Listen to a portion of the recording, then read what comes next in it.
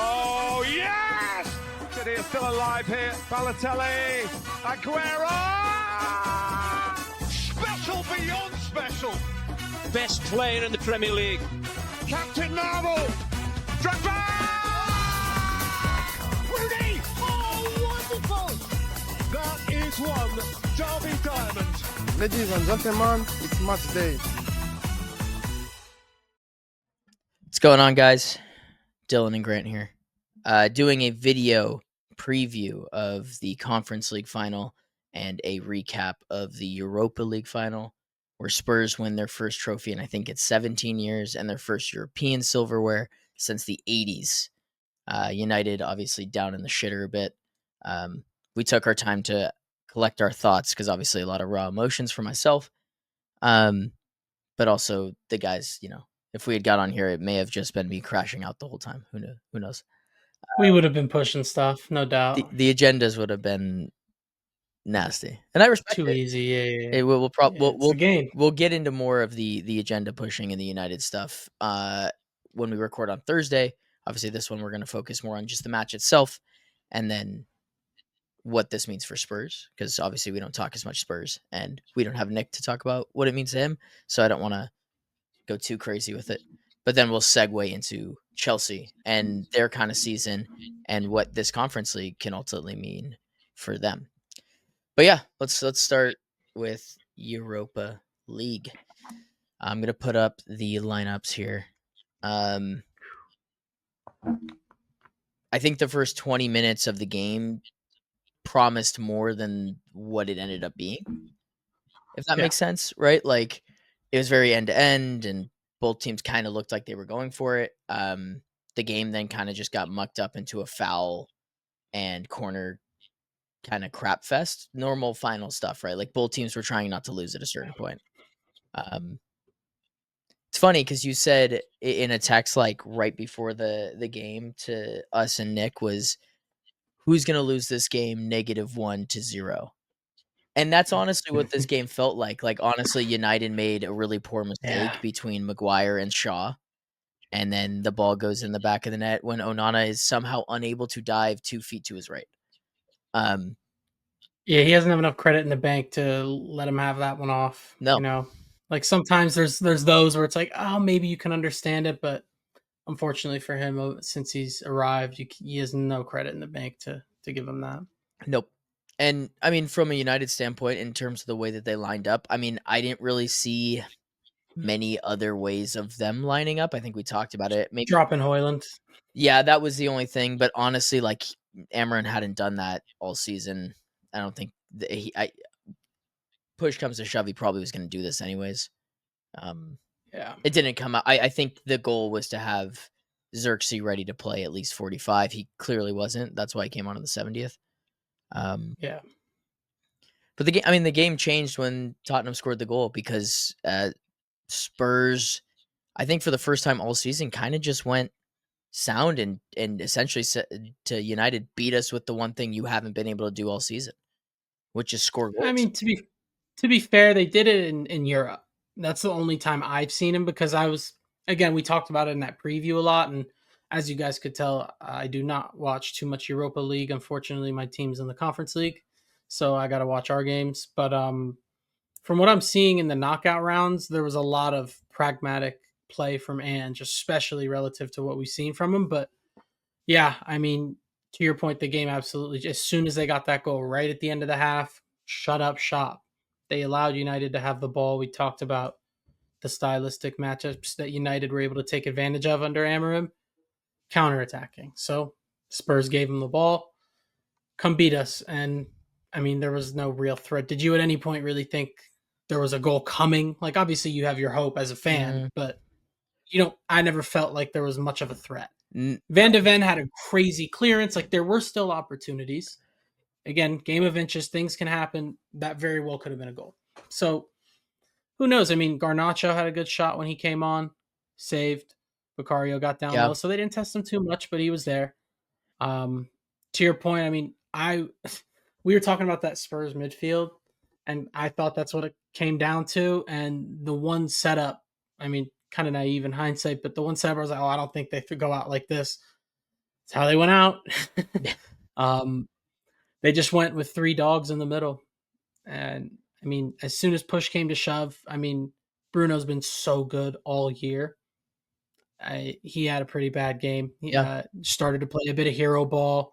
That midfield put the pressure on him and the onus on him to make that decision. You know what I mean? So you got to give Yeah. credit to Spurs as well, as much as people want to enjoy being critical of Man United in their current state. I mean, I don't have as much of a problem with that. Like, I understand it.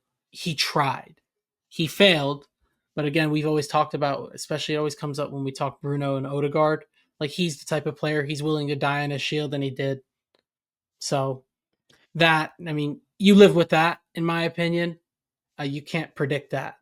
I mean, obviously, he's had those types of performances in the past, but you live and die on your shield. He's lived most of the season, but unfortunate to have one of his worst games of the season in this game. I thought Shaw was honestly the biggest Oh, he was awesome. kind of like shocker for me. I mean, just in terms of the selection. Obviously, he's been coming back to fitness. He's always been in that left center back spot.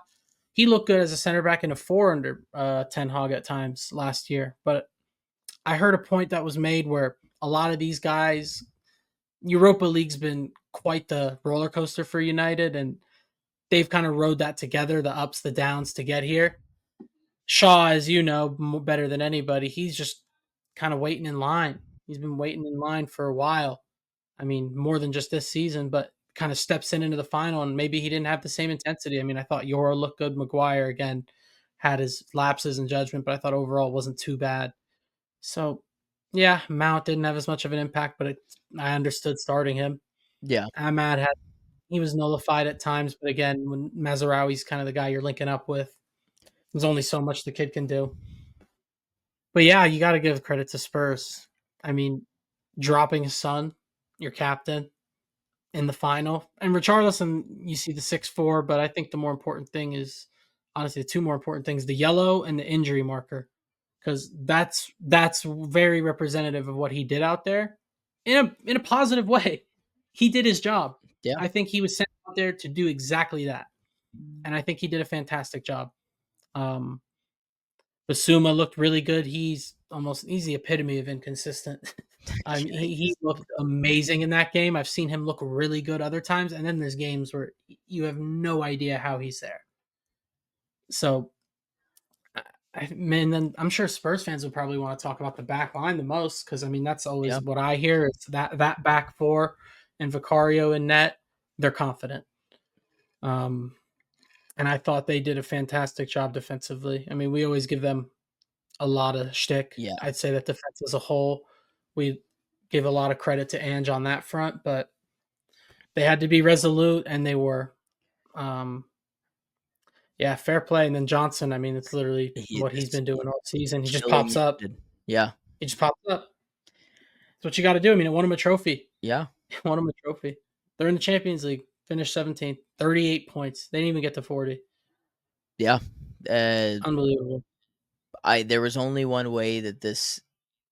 There was a couple ways that this game was going to go by, and I think that if you ask most fans, this is probably what we were all expecting. Really, it was a crap fest, right? And the worst final of all time, everybody said. Yeah, I mean, and it lived out to be that way. Like, I mean, like you said, from a United perspective, Bruno wasn't good enough. I also thought that he was, like you were saying, trying to do it all, and nobody else really gave United a threat. And you're literally outnumbered. Yeah. And then because you have the wing back so far wide, the 10's up. Yeah. By himself almost. And at a certain point, what do you call it? Spurs went to a 5-back, and it was like, oh, okay, we're already outmatched, and now we're essentially playing kickball. It's funny because the only real chances that came into the game were at the very end, like the Shaw header, that Højlund chance. Vicario being an 8-3 is a shock to me, because United's chances only came off of his mistakes, like where he was trying to come claim balls and just was missing them. Like, that's how Højlund got the chance. He has his moments. He has his moments. He made one good save, but that was all that was required. Like, no, United just didn't pose a threat the whole game. That starts with, I mean, this game encapsulated United's season, right? Like, you have this mix of being unathletic, having no goal threats, and then being too reliant probably on your best players. It's funny because like the only players that I thought played well for United are the ones that Ineos has brought in. Like Euro looked great. Euro looked really good. Dorgu looked really good. And then you look back at the Dorgu had a very good game. you look back at the players that played like crap, and it's Mount played like shit. Hoyland played like shit. Shaw played like shit. Onana played like shit. And it's like, from like my perspective, and the thing that I think since we've moved past from like, a week from the game, is I look at it and I'm like, I don't really know what more Amorim could have done, right? Like maybe he brings on Garnacho 10 minutes earlier. Maybe he brings on Yeah. C.O.C 10 minutes, but ultimately I don't know I if that think would have not changed bringing it. on a sub until the 71st is criminal. Yeah, but like I I mean, think that Ange made the first sub. I mean, we knew, especially Hoyland up top, but again, I won't even talk about that because to your point, they just wanted to get Xerxes as fit as he could. So I understand that one. But yeah, Mount was a nothing burger the whole first half. I think if you saw Garnacho coming out for the second half for him, no one would have been surprised. And I think in a game where you know exactly what they're going to do now, you're going to have to beat them, and maybe even 10 minutes in. Oh, this is what they're doing. Okay. yeah. So I think the substitutions for me were frustrating. Mainly like for like until the 90th minute when Kobe comes on. Um, that's a whole other thing. But again, he's a young player. I think it's fine to. I think we were talking about last year with Kobe. He can't be starting every game. Like it's unfair to the kid. He's young. He should be phased into the team. And now it's the other way around. Like there's a happy medium somewhere here. But yeah, I just think going like for like, especially when again to your point, 5 in the back, 78th minute, I believe. Yeah, that's when Brendan Johnson's off for Danso. Mhm. Oh, let's match it, and he takes off Mazarawi for Delo. I think there Yeah. are opportunities there where you know Well, exactly what they're doing. They're sitting back there and not trying to leave their half. I actually thought Dello was pretty good when he came on, but the like for No, yeah, yeah, the yeah. like I'm for just like saying the for idea of the Dello's sub. better going forward, right? Like he was in there to Yeah, put yeah, yeah. crosses, and like the shot opportunity came off a cross. The issue is United just don't have any options. Like even Garnacho coming on, like it was just and honestly overarching, like it just showed why Spurs has beat United 4 times this year. They're just a more physical team. They're better athletically. Like all their midfielders are more athletic than all of United's midfielders. Their defense is better Mhm. athletically, and their forwards are all better athletically. Really. And that honestly, that was the issue. Is like even if he had brought on Garnacho 10 minutes earlier, Garnacho produced one opportunity, No, that part I agree with. and it It wouldn't have done it much, in my ultimately opinion. just led to crosses being whipped into a Maguire Yeah, or to a Shaw. Maguire. Yeah, that's the only that's the plan B. Yep, because That's all they there have. hasn't been any other plan B. So Yeah, like, and I've been on it all year, and honestly, like I think I might have underestimated where United were in my own head because as much as I hate how reactionary people can be, I almost felt the same way. I feel like I've always been pretty defensive of Amarim, and I've just been under the impression these players are awful. 80% of them should be gone if you want to get back to where you need to be. But there's just certain things, and when you see Ange park the bus, or even Chelsea in their run in, kind of going away a little bit from playing short, some would boot it long with keeper all the time. I just think, and again, to your point, Dallo did look good when he came on, right? It ended up being a relatively positive sub, but sometimes you just got to throw the numbers in the box. You got to ditch what it's a final. So that's just where I feel. But yeah, just having, I mean, Maguire even before the subs and just throwing him up top, his diagonals to Dorgu were the main like consistent threat you guys yeah, had in the whole game. That was the only consistent run of play where it's like, okay, we can do this shift players here, and then this ball is on. Everything else just felt like you're hoping and praying. So I think it will probably better to save this one for later, but I just felt like there's more that could have been done. But again, I agree with your sentiment of it probably wouldn't have changed anything. So I I just don't think I just think that the issues that have been there all season came out to play they're still there. in Yeah, they're still in the there. most important Yeah. moments. It's like that's usually when this like you need your cream to rise to the top. The United just don't have any quality. No cream. Yeah, they have no It's a cream. black coffee. Yeah. Yeah. Try for a second. Try turning off your camera and turning it back on for a second. I just want to see if that Your audio's been a You little think heavy, that's what it is? but I don't know. But I'm gonna switch to Spurs real quick. Okay. From a Spurs perspective, I mean, such a weird thing because it's very similar to where United were last year, but like, because on one hand, like, yes, you've done it. You finally have gotten over that hump, and It's from like over. a mental standpoint, so good.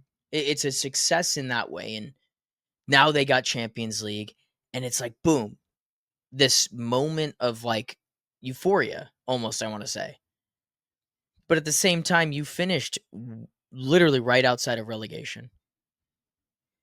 You're now in manager limbo because like this ended up creating more issues from an outsider's perspective. Like in my opinion, like even if they do sack Ange, they have a squad that's clearly not good enough. They're going to be bringing in a new manager.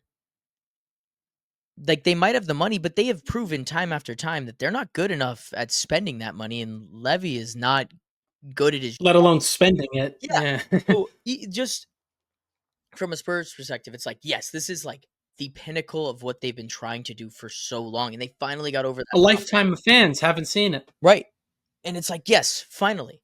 But at the same time, is like, is it I almost want to because I was trying to make this argument as copium for either team after the final. Oh, of course. Is Yeah. is it almost can this almost be less beneficial in a way for Spurs? Like, No, because I totally get what you're saying. I just think Spurs are a different entity, right? You got to approach each situation differently. For United, if we just flip it here, I think it could have been detrimental for you guys as well. Because let's say you yeah, won it and you're in the Champions League. Oh, Osimhen, Rodrigo, like let's just go get guys, no, and then 100%. you finish eighth and you lose in the quarterfinals, right? So like No, that, I think that situation unfolds in a similar way of negativity for you guys, or at least could. But again, we're talking in the realm of hypothetical. Honestly, I don't think they're going to get rid of Ange. No one knows anything, especially me. it's fair. But I was always saying he's probably gone regardless. I think I've said on here multiple times. You see the fans chewing him out like it is over. But again, every situation's different. Spurs, I mean, they won it. And like, I remember when the goal went in, I was like, oh, I expected Spurs to win. But like seeing it happen, it's like, wait a minute. Like, Spurs are going to win the Europa League. Like, I think it just is once the final whistle hit, like it just totally changed how I felt about the situation. I do think Ange stays. I still don't think the team is very good, but I don't think they're 17th considering all the injuries. I think injuries play a factor. I think United's squad is lesser than Spurs' squad. Like I think Yeah. you're closer to where you guys finished in the standings than they were. I've also come on here and said I think he's responsible for some of these injuries.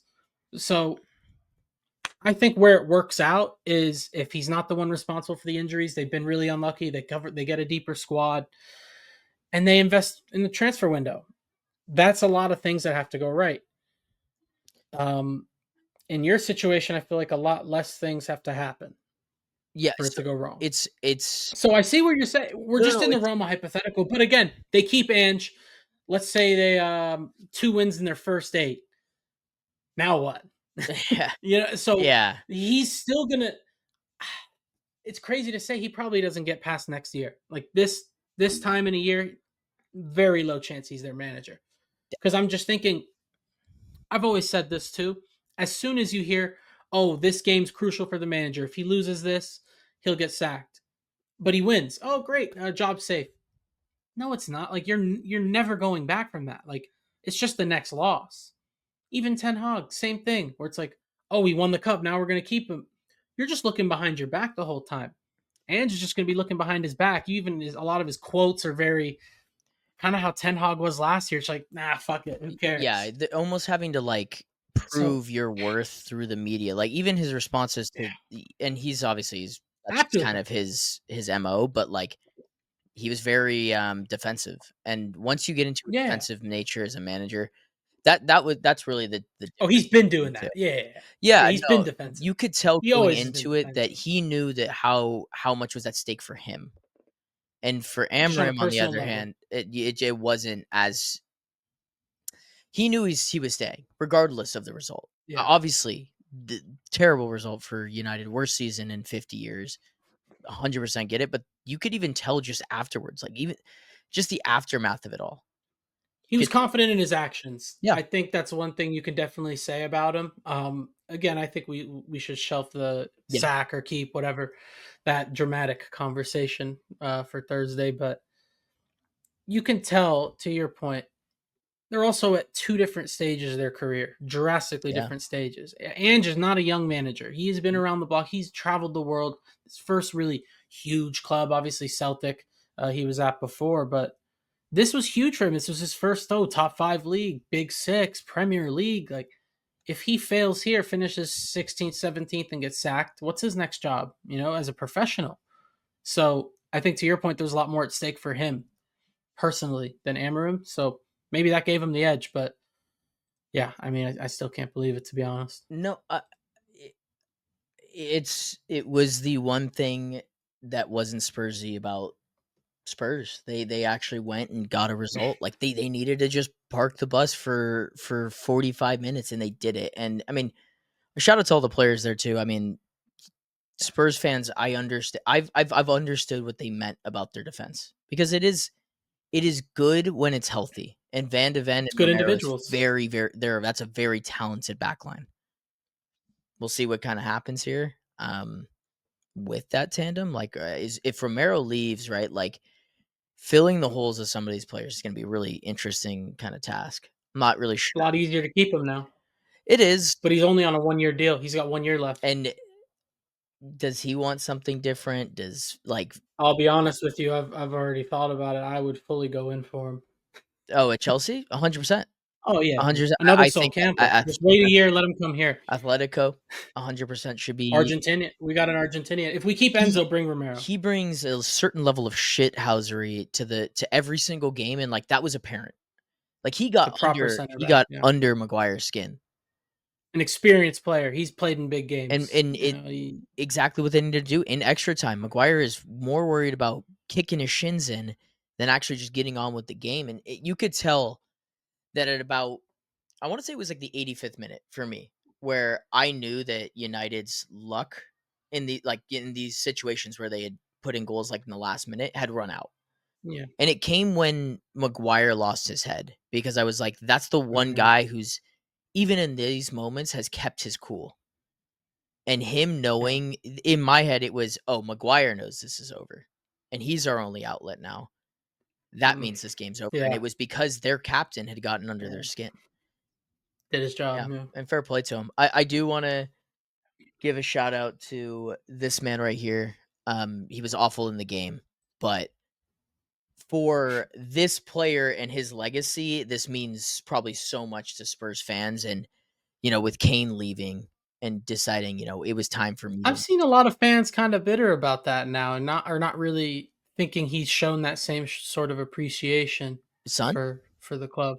No, Kane. Kane. Yeah, Seen some of the Spurs fans starting to be like, "Man, he barely even gives a fuck. He's not there or whatever." But well, yeah, for him to win that, to your point, yeah. for both of these guys, they Mhm. were two of the best Premier League players over the last 10 years, right? Like statistically, and I mean, they got Spurs to a Champions League final. Like that's how good those fuckers were.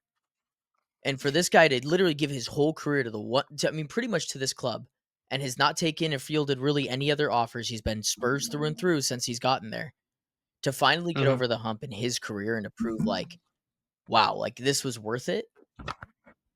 Because this was a Good last for him. dance for him. It was. And I've been trying to hold off on it because of just how much I like him as a character. But seeing him in the I haven't. final, it Yeah, was. I mean, even told the you. start of the season was good, but it's just tailed off, and you can just tell it's late. It's father time. Yeah, It's it won. the player's explosive as that. Yeah, that'll happen. It won, but Highest level for a decade plus. It'll happen. fuck, I hate seeing Spurs beat us in this game, but I can't help feel happy for this guy. Like, I mean, It it's happens. true I joy. mean, Like, there's some Spurs fans, like especially like Nick. Like I, you know how I feel about Spurs, but I'm yeah, happy to see him happy, right? Or like expressions, like to see someone like that. Like there, you could still be happy for the individuals without glazing or supporting the other team. Like that's okay. Like that's literally why we follow the sport, right? yeah. So I don't know. you could still be happy for this guy and still be furious that it was at your expense. Yeah. Both can happen. Well, anyways, we've gone long on them and on that game, but for United, the worst of seasons got worse, and it's rock bottom. And we'll talk more about We'll get that into on it later. Thursday.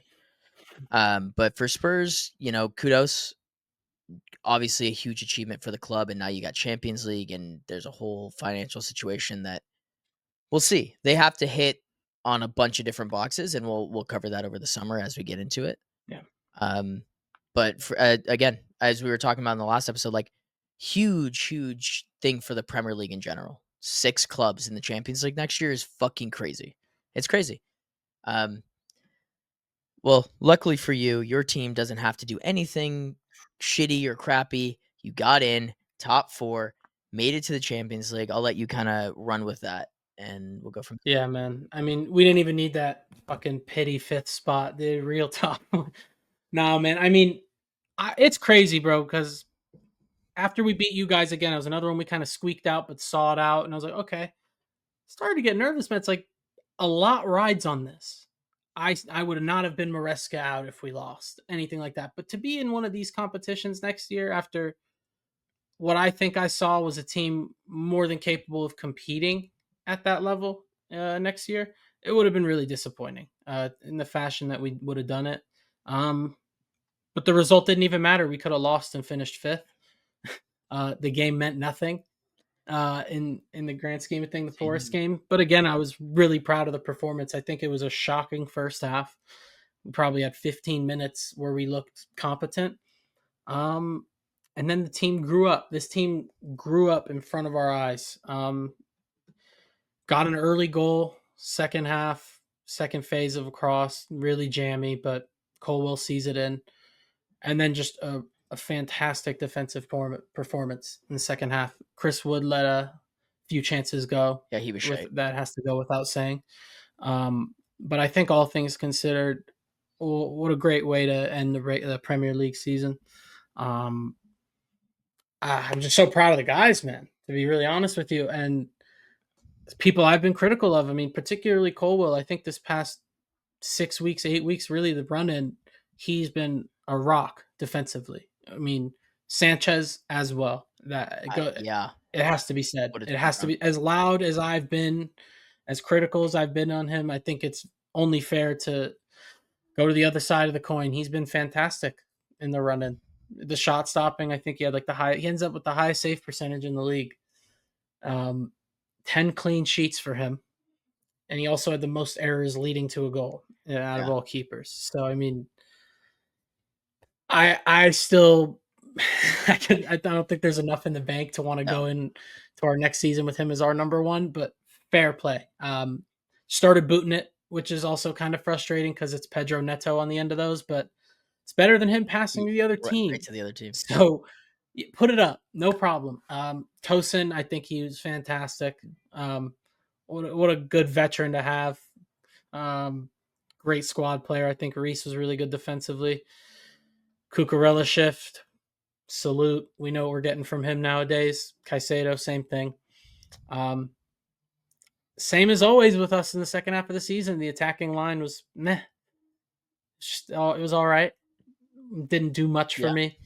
But for those guys in the back and the midfield, we kind of expected, especially with the price tags on those guys. But a team that has come of age, to be able to see a game out and again in the run-in to be this sound defensively, well done. Did you think that going into this, how did you feel? Because my gut is telling me it's kind of getting spooky. I don't know, but deep down, I always felt like we could get there. Well, no. I mean, that Ipswich game, which is funny because I thought it was going to be ultimately the breaking point. I thought that was the straw that broke the camel's back. It ended up being the point in the season where you guys really turned it on.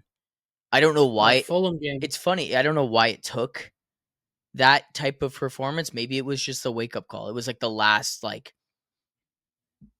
breath of fresh. I don't really know. Obviously you guys got help. Sancho curling one top corner. Like, okay, fine. We'll lock in. It was just. I think it was the Fulham game. It was The very Fulham game yeah. followed Ipswich. The Fulham game followed the draw at home. But we went down early, 1-0. Tyreek George, first Premier League goal in like the 82nd, and then Neto an extra time winner. That was our first away win of the calendar year Yeah. at Fulham. And that was the same thing they did to start our bad run of form, Boxing Day, where we scored first early, and then all of a sudden, 2 late goals, bang, bang, we lose. So I think that was kind of the big turning point for them. And then they just became defensively resolute, ended up getting a goal when they needed one, whether it's Cucurella, whether it's Enzo, someone's popping up. I think, again, Palmer wasn't bad by any stretch, No. but he's set his expectations so high. It's, this guy's going to either score a worldie every 3 games or just his chance creation was still really good. That No. cross in the first half on his right foot that Neto missed, like he still produces those, but we've just come to expect it now. So when you have guys who are fluffing their lines in front of goal, and Palmer's not getting as many chances in front of goal, and when he is, he's not putting them away. You're like, oh wait a minute, he scored like a penalty in 3 months, but I've got no problems with him. I'm not worried about him. I'm just more worried about how we address this team because said it enough times, but going into the final game of the season where arguably the whole project's on the line with no striker available is embarrassing. It's embarrassing. Yeah. I'm sure if you guys had another striker available, Højlund wouldn't be starting. Yeah. So to an extent, you can kind of understand. It's like, well, how do we not have a striker? We spent what, $1.5 billion? Yeah. It's irresponsible. Yeah. So those same guys are still in charge. So I'm not going to come here and say Rodrigo on the left, Osimhen up top, or whatever dream lineup you want. It's probably That's not just going to not their happen. MO. It's just not going to happen. Yeah, we mean the It's just first not link their I MO. saw was That pre-agreement for Strasbourg for striker. 2026. He's a good player. He's a great player. I think. But he's a project, Forgot just how like many Jackson, he's just exactly like you. exactly. It doesn't matter. We're It doesn't playing matter. No Champions matter League how good he football is. next year. Yeah. Fabrizio is tweeting Todd Bowley flipping players for profit. Like that's what this is. Yeah. He came on the second half of the year. I think he was for sure in double digits in goals in Ligue 1. Strikers are hard to come by nowadays. But I don't know, man. That stuff's a bit frustrating. Fair. I can't get it out of my head because the whole thing. Oh, Champions League. We're gonna have a sponsor on our shirt. You know, we're gonna sign players. We can pay some guys a little bit more. I think everybody gets a 20 or 30% wage increase now that we're in the Champions League. So all good and fun, but to just see that kind of stuff, it reminds you this is a business, and we got the business guys running our club, selling the women's team to themselves, selling the Cobham to themselves. This is what they do. You know that the baseline in terms of youth players and you being younger is going to stay the same. You guys are going to continue to get the best youth products, and that's great. But it's not a now. We talk about the now. It's not like a now solution, and that's what makes it tough. But obviously, these kids are incredible. Like Noni over the last 6-7 games has been great, and he's super young. But like at the end of the day, like you're No one questions the talent, right. And but it's we're an gonna application. question the circumstance. Like when we're in UCL, and we're gonna be like, well, okay, well, like Palmer's created 50 fucking chances, and we can't put one away, and it's He because has 2 assists. we're relying on a bunch of youth players. I actually think, going back to your Palmer point, that this has been a super important season in his career because he's very talented and he's very good. And just because he hasn't had his shooting boots on doesn't mean that he can't still be effective and still can't produce. And that's what he's proven to me this year is like, regardless of if he's getting G or A, that he can be productive in a team and can play No in a system. Because I honestly wasn't sure where exactly if it was one of those players where he has to be the system or if he can fit into a system. And he's proven that he can do both, which just shows his talent level, right? Like he is so talented that either he can be a cog or he can be the engine that stirs, the thing that stirs the drink. So very impressive from him. And honestly, if you guys get even Delap, even if you guys bring in Delap, you guys will be a significantly better side than you are this year, which is scary for the rest of the league. Yeah. I'd argue our weakest positions are 2 of the most crucial. Yeah, striker and goalie. goalkeeper, right? Right, but at Because least you know it's cliche. It's cliche, but striker, they'll get you a goal when you're playing like shit, and then goalkeeper, when you can't defend, they'll bail you out of a game. Sanchez, again, he's been fantastic as of late. Brilliant. Nico Jackson, I think he's fantastic. He adds a lot for us. The goals isn't going to be one of those. And even if he is 2 straight years with double-digit non-penalty or just goals in general, yeah. well done. Like, who's the last guy to score 10 goals for us? Tammy Abraham up top. You know what I mean? Yeah. So, No. well done to him. But you need more than one guy, and you can't just put all of this on his shoulders. I have my frustrations with Jackson. We'll get into it a little more once we start talking about the final, but need him to show up. You got to have another option. When he's out of form in front of goal, you can't just throw him out there kind of like how Højlund was hung out to dry. It's like, oh, you just got to figure it out. I think you got to figure it. It's not right. Between needing another option and needing a consistent option. Does that make sense? Like, We need Jackson both. is an X factor. Like, but if you guys go get like Ekatike is the one I'm hearing. Yes, That's the one I that's keep just hearing. another X factor player for me. Does that make He's a better Jackson. right? Like, he might produce and he might be insane, but he's a project just like the other two guys. But if you guys were to go And not even the get project thing. proven commodity. You don't bring a Jackson off the bench. If I'm thinking of like a 9 off the bench, you're thinking of a guy who could a goal threat. That's why you're taking off your starting number 9. Yeah. You're not going to throw Jackson in and be like, oh yeah, time to rip crosses into the box. No, he's going there in support. The Ekatike links start to make me think, how are we feeling about Jackson? Like, you're just going to because Delap, we're still in on Delap, and I'm cool with Delap, but I don't think Delap's the guy you throw all that pressure on. You know what I mean? So it's so funny because he's the one that I think has been like, or his agent's been pushing out the like Champions League matters, and we want to be playing Champions League. Like, dude, you just got out of you just got relegated with Ipswich. Like, that's a fuck ton of pressure for any striker. Like, even if for like United's sake, if they go in for him, like the pressure of going from Ipswich to any big, he wants to go home. He might want to go home. That might be what he cares about. I want to be close to home. But even like, let's say he does go to Chelsea, right? Like, is that? I think it's one of us that ends up with him. It's just like, why is that for Chelsea's sake? I'm so curious because I feel like either you go with the super fucking expensive options, right? Like, I think you got to get one. So that's the only bargain. Yeah, but it's such a project. Like, I get it. So the only other one we're linked to than Delap Ekatike is Šeško. And that's it. I'm not sold on it. And that's obviously, I think he's even more of a project than the other two, if I'm honest. You know how I feel about the Bundesliga, especially Leipzig. But there's something a little different with Ekatike. I mean, Newcastle was in on him before he went to PSG. Then PSG got him. They loaned him once or twice. He never really played. Then they sell him to Frankfurt. Frankfurt also notorious scammers when it comes to strikers, except with Marmoush, apparently. City are genuinely Bundesliga tax-free. But every other guy, these are the only names I'm seeing. He's super fucking talented. Don't get it wrong. Yeah. It's just if you're strutting out with him in the Champions League next year, I think it's just a failed idea. Like, he might be amazing. It's expensive too. It's such a and it's because Marmoush sent the bar, right? So you could either get Ekatike, or you could get Osimhen or Gyökeres. Like, those are both still in the same. Those just Gyökeres I haven't seen. So we haven't been linked since January of 24. I think is what they said. Like, it's been a year and a half since we've gotten linked with him. I mean, he's not that great in the air is kind of one thing with him. And the only reason I kind of bring that up because the other guys other than Šeško aren't really, well, just Ekatike is not great in the air either. Osimhen is the only real. He's great in the air, but he's not.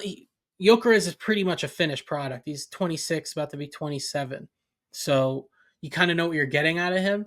That's the only thing that worries me about him. But again, if I'm going to say that, I mean, Ekatike is a very similar profile to Jackson.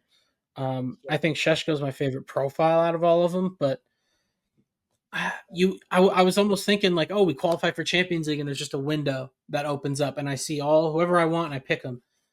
That's not on the market. It doesn't exist. There isn't. I don't even know if there's one striker we sign that I'd be like, oh yeah, we're good. I don't know, man. I think Samu we missed on big time. We fluffed that. I think Duran would have been fantastic. Well, he's not even doing well in no, that ship has sailed. But That's my point. I think we might have missed it. Like, I do not know. And a good comparison maybe would be like NFL, right? Where like a team gets the first pick and they reach for a quarterback when it's a bad year for quarterbacks. I think it might not be a great year for the striker market, but everyone needs one. I just don't And know. there's going to be a domino effect. I think the lap's going to be done in about a week wherever he Yeah. goes. I think it's one of The us. It's the decision is cheapest one. the Release decision clause. is his to make. It's just Yeah. It's a project. release clause. 30 mil. It's what 30 mil. project interests him the most. Does he want to Everton, I play? saw, were in for him. Yeah, so they can And I give think him. that's They're giving him. probably the best move. They're promising Yeah. him the most Let him money. leave. And let him leave. Yeah, We're stepping stone. That's what they're doing. But yeah, it's a but good I idea. feel like for his sake, he should be choosing between United and Chelsea just because I think those projects are more desirable and nothing is guaranteed on in the terms of like if he plays well at Yeah, Everton. that's a good point. Because you could go to Everton, become a Calvert-Lewin, injuries happen, and then you're stuck at Everton and Yeah. nobody wants you. Or you can be Holland and be like, I'm going to pick each spot and it works perfect.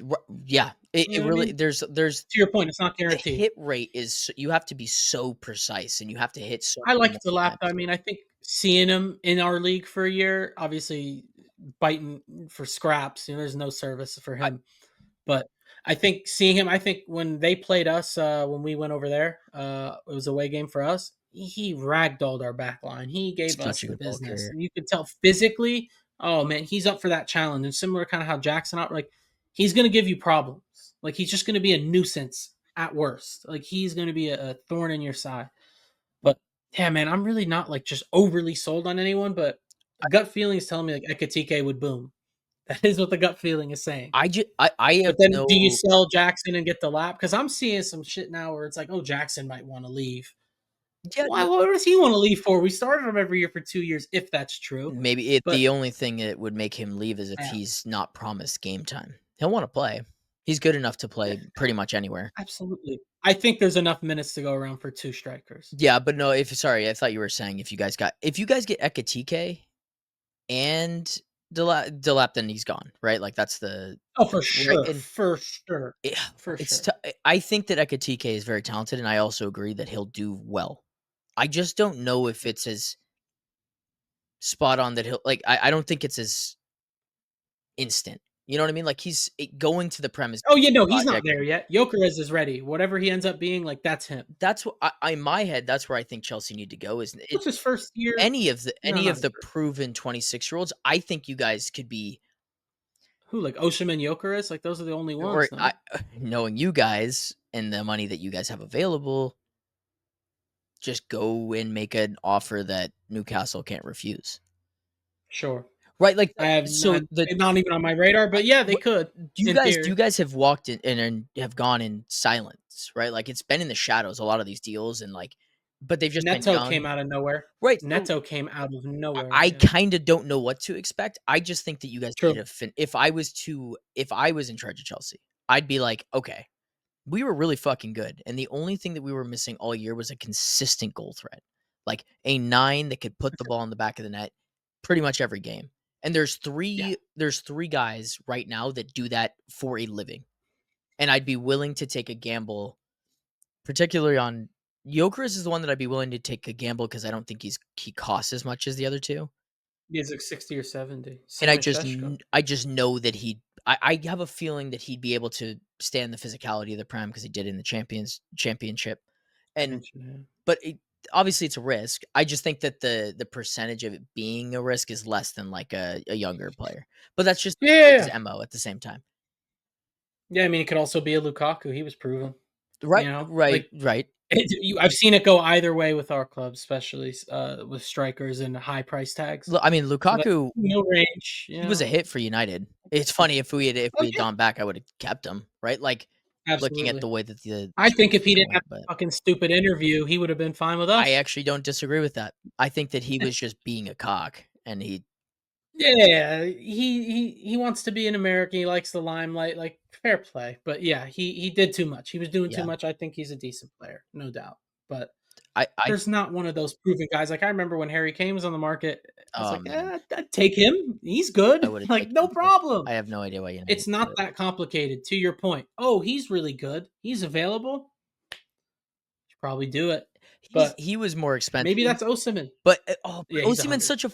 that's the other thing is like he might cost you too much money in terms of a wage. I don't think it's the cost. It's the wage. It's the Yeah, wage. that's You what could pay yeah. transfer fees or whatever. Transfer fees or whatever. You're gonna get good signings. You're gonna get bad signings.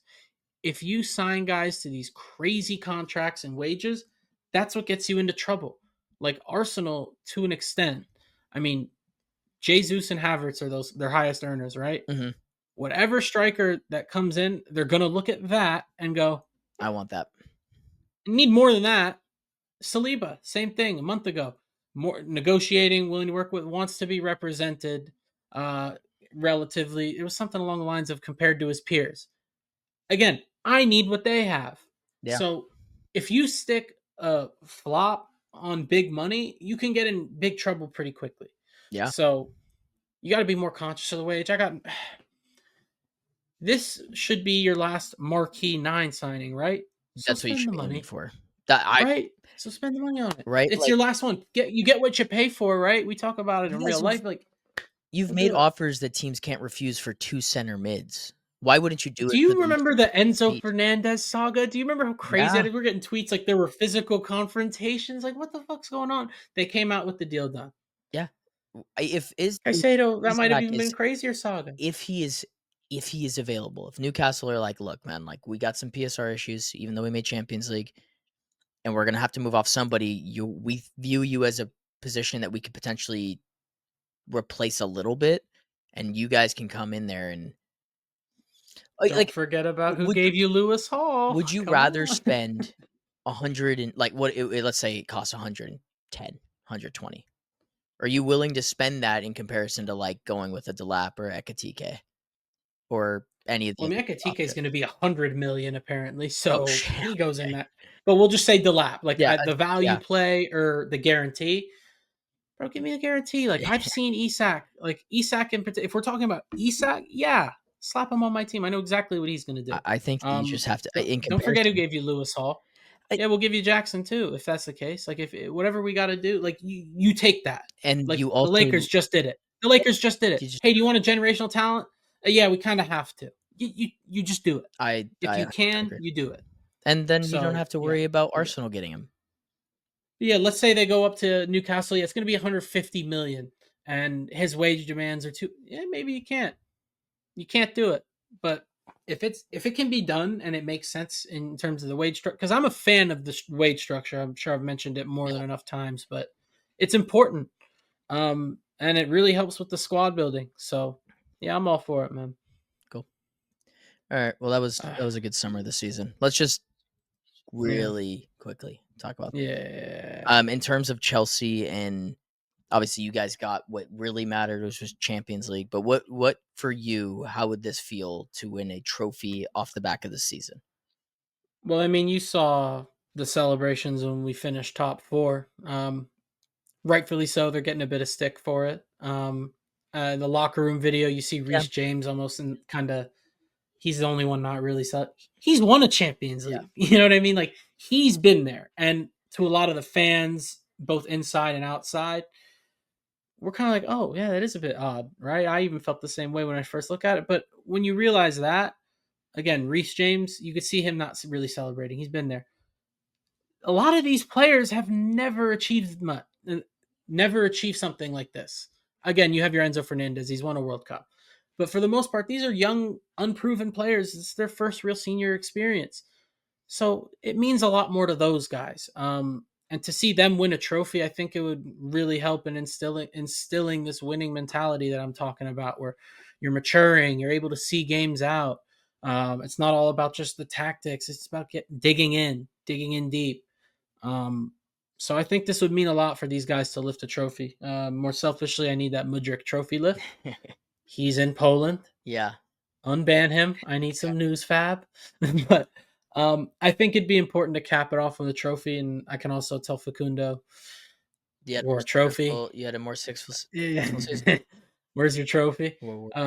Finish up the cabinet. It's the only one we're missing. But yeah, if you're in it, you might as well win it. I think I saw John Terry talking about it today. It's like they asked him, how would you feel if you were in their shoes, like about this game? He goes, well, I'd be disappointed to be in there to begin with, but I'm there. Let's win. Yeah. It's that simple to me. You don't go in there dilly dally and just not give a shit. Betis are going to come to play, and they've got good players. I mean, Anthony, as as funny as all the jokes are, Yeah. he's legitimately been very good as soon as he got over there. That again, we should shelve that for later because it's a very interesting conversation.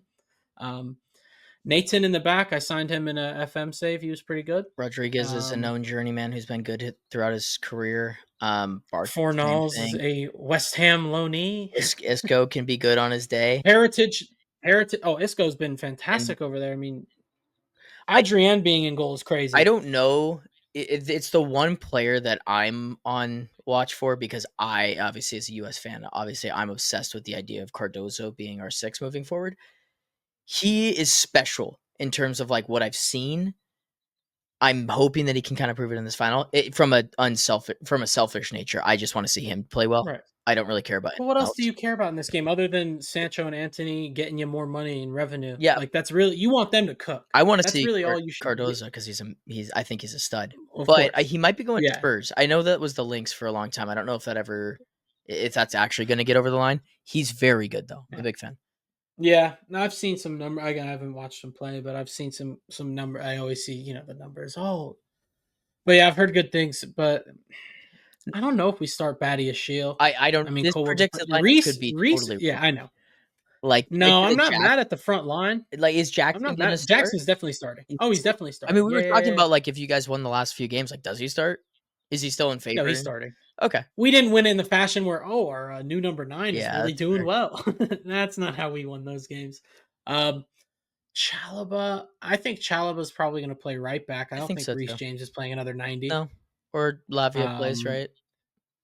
Oh, Lavia's not registered for the Oh, competition. that's right. He's not. Okay, so yeah, Chalaba probably plays. So it's probably Chalaba, Tosin. Fuck, it probably is going to be Vadiashil.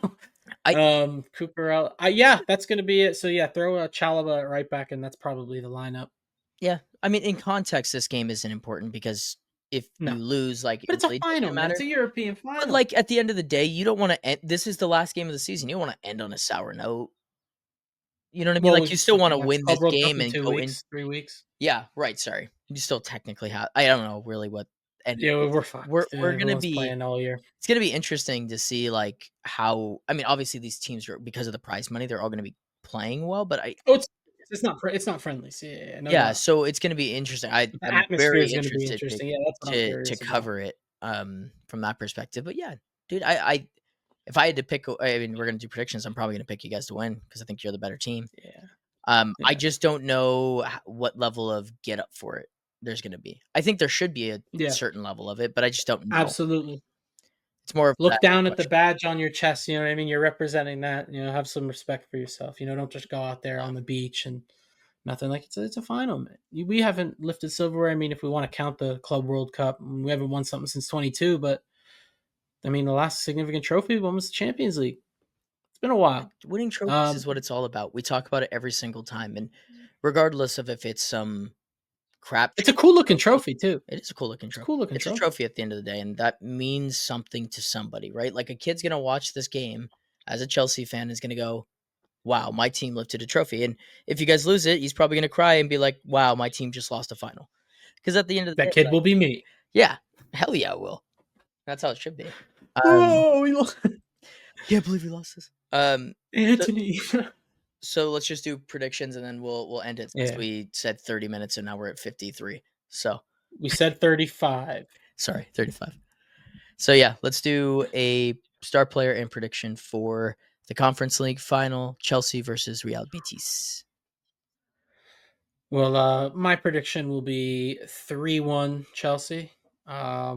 Star player is going to be probably the guy with the armband, Enzo. I think he's been pretty good for us in this run-in. I think Caicedo gets most of the plaudits, rightfully so, in the middle.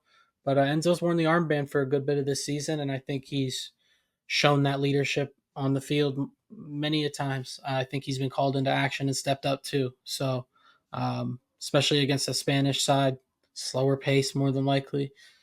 I'd like to see him have an impactful game and help us lift this. Yeah, I am gonna go 2-0 Chelsea. I think you guys have been super sound defensively, and you've been doing it in the Prem. And I've seen what these Spanish teams look like against English sides. It's not very good. So yeah, 2-0 Chelsea star player. I'm gonna go Cole Palmer. I think that for his story arc of the season, it would be very cold of him to show up in a final and score a couple goals. So yeah, 2-0 with Cole Palmer scoring 2 goals. I will like to say that Anthony will do something. Yeah, I was gonna say when you said we've been sound defensively, I was like, you're not accounting for number 7. He has been insane. I hope that he scores 8 and we get 500 million. What's he worth though? Because you can't even sell him. They're gonna offer you like 10 million. They're not gonna have any money. Somebody's gonna buy him. Oh, you want them to win this so they can use all the prize money to Sure. throw that on a parlay to then afford the Anthony fee. Hey, prize money's gonna be $500,000. I think someone will buy him. Ten Hag did just get that job, so you never know. You never know. That'd be fire. But yeah, You might need a goalkeeper over there. United Leverkusen. Come on, son. They are gonna get a bunch of money for words. Do something for me, Ten Hag. Do something. Oh my! Do something You know what? for me. That I had a lot of things to say in our episode on Thursday. That alone gives me a lot to think about, and it's not even in a funny way. That Nope, genuinely, to some extent, it will. It definitely will. But cool. He might save at least a year off your rebuild. Thank you, Bald Prince. I knew there was a reason this was the real reason they sacked him. They knew this was gonna happen. Nah, bro, 4D chess. Yeah. Oh my. Cool. Well, you good to end it? Yeah. Our Conference League and Europa League preview and review has now come to an end, and we will see you guys on Thursday for our Premier League recap.